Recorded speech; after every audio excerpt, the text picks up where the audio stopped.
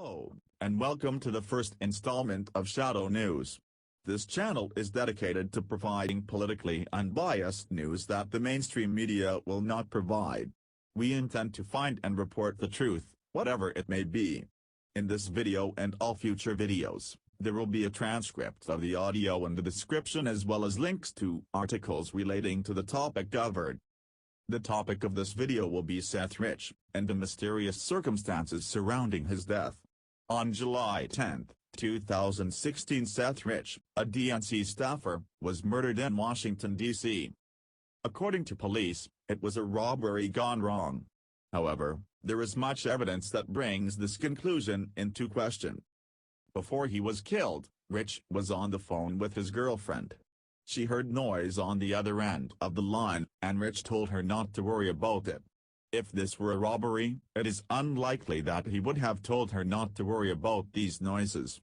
It makes much more sense Rich knew the person who confronted him, or that this person did not appear to be a threat. This theory is further supported by the fact that when police found Rich's body, his murderer had taken nothing from him.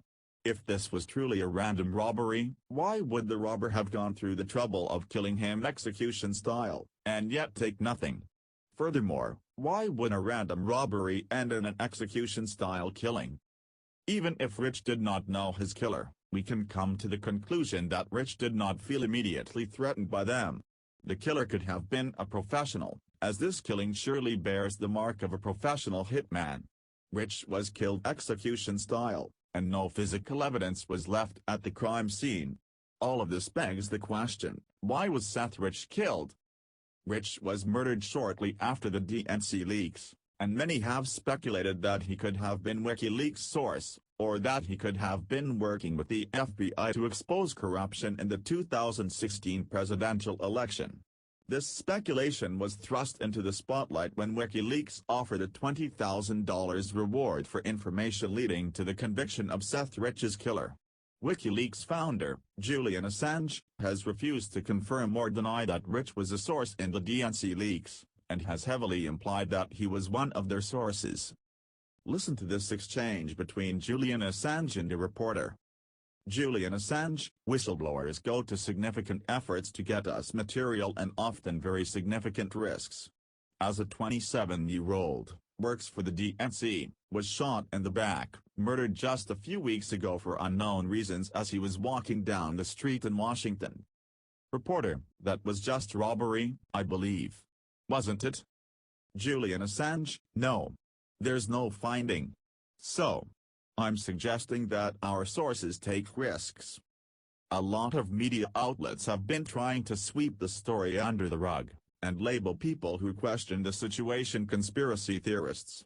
Recently, their tactic has been to quote Rich's family, who has asked people to stop politicizing Seth's killing. However, if Seth Rich was working with WikiLeaks or the FBI, one can be certain his family would not have known about it.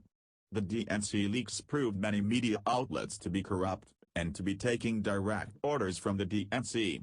It would make sense that the media would want people to stop questioning the circumstances of Seth Rich's death, and that they would be actively working with the DNC to achieve this goal. Recently, there have been 4 mysterious deaths connected to the DNC. The first was of John Ashe, a UN official who was killed on June 22, the day before he was set to testify against Hillary Clinton and the DNC. The next was of Seth Rich, who we have already discussed. The third was of Victor Thorne, the author of several books exposing the Clintons, who was found dead of a gunshot wound near his home on August 1. The last death connected to the DNC recently was that of Sean Lucas, lead attorney in the anti-Clinton DNC fraud case, who was found dead on August 4. These 4 deaths are far too suspicious to ignore. How was it that 4 people supposedly working against Hillary Clinton and the DNC wind up dead just this summer? It is time that Americans wake up, and begin to question the political establishment. If we do not do it now, we will deal with the consequences for the rest of our lives. Thank you for watching this installment of Shadow News. Please read the articles in the description, like and share this video, and subscribe.